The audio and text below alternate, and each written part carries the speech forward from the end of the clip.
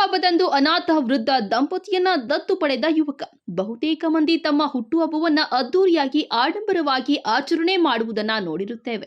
ಅದೇ ರೀತಿ ಕೆಲವರು ಹಣ್ಣು ಹಂಪಲು ವಿತರಣೆ ಸೇರಿದಂತೆ ಹಲವು ರೀತಿಯಲ್ಲಿ ಸಾಮಾಜಿಕ ಸೇವೆಗಳ ಮಾಡುವ ಮೂಲಕ ಆಚರಣೆ ಮಾಡುತ್ತಾರೆ.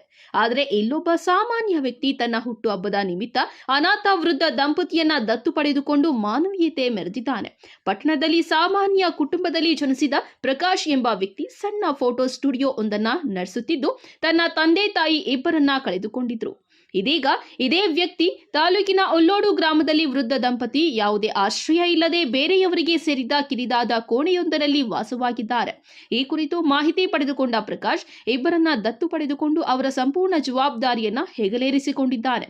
ಈಗಾಗಲೇ ಅವರಿಗೆ ಬೇಕಾದಂತಹ ಅಗತ್ಯ ವಸ್ತುಗಳನ್ನ ನೀಡುವುದರ ಜೊತೆಗೆ ಆದಷ್ಟು ಶೀಘ್ರ ಮನೆಯೊಂದನ್ನ ಸಹ ಕೊಡಿಸುವ ಆಲೋಚನೆ ಹೊಂದಿದ್ದಾನೆ ಎನ್ನಲಾಗಿದೆ.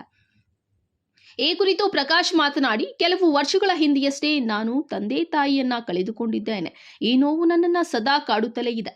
ಇದೀಗ ಈ ವೃದ್ಧ ದಂಪತಿಯಲ್ಲಿ ನಾನು ನನ್ನ ತಂದೆ ತಾಯಿಯನ್ನ ಕಾಣುತ್ತಿದ್ದೇನೆ. ಮುಂದೆ ಅವರ ಎಲ್ಲ ಜವಾಬ್ದಾರಿಯನ್ನ ನಾನೇ ಹೊತ್ತುಕೊಳ್ಳುತ್ತೇನೆ. ಒಬ್ಬ ಮಗನಾಗಿ ಅವರಿಗೆ ನಾನು ನೆರವಾಗಿರುತ್ತೇನೆ ಎಂದರು. ಇದೇ ಸಮಯದಲ್ಲಿ ವೃದ್ಧ ದಂಪತಿ ಮಾತನಾಡಿ, ಸ್ವಂತ ಮನೆಯಿಲ್ಲದೆ ಯಾರ ಆಸರೆಯೂ ಇಲ್ಲದೆ ಬದುಕುತ್ತಿದ್ದ ನಮಗೆ ಪ್ರಕಾಶ್ ದೇವರಂತೆ ಬಂದು ನಮಗೆ ನೆರವಾಗುತ್ತಿದ್ದಾನೆ. ಅವನು 100 ವರ್ಷ ಚೆನ್ನಾಗಿರಬೇಕು. ಜೊತೆಗೆ ಅವನು ಇದೇ ರೀತಿಯಾಗಿ ಎಲ್ಲರಿಗೂ ಸಹಾಯ ಮಾಡಬೇಕು ಎಂದರು. ತಾಲೂಕಿನ ಉಲ್ಲೋಡು ಗ್ರಾಮದಲ್ಲಿ ವೃದ್ಧ ದಂಪತಿಯನ್ನ ಗುಡಿಬಂಡೆ ಪಟ್ಟಣದ ಪ್ರಕಾಶ್ ಎಂಬಾತ ದತ್ತು ತೆಗೆದುಕೊಂಡಿದ್ದಾನೆ. ವರದಿ ಸತೀಶ್ ಬಾಬು, ನಂದಿ ಟಿವಿ, ಗುಡಿಬಂಡೆ.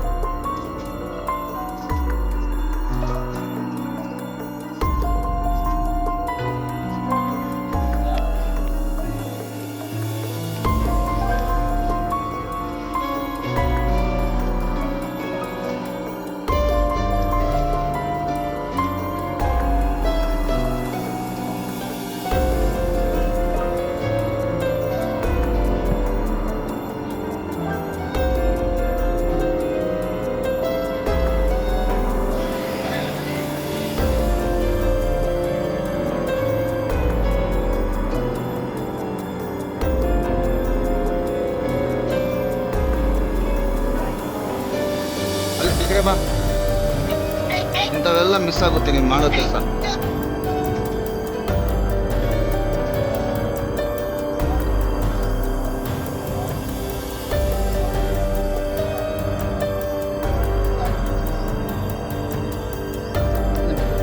ಮಾತಾಡಮ್ಮ.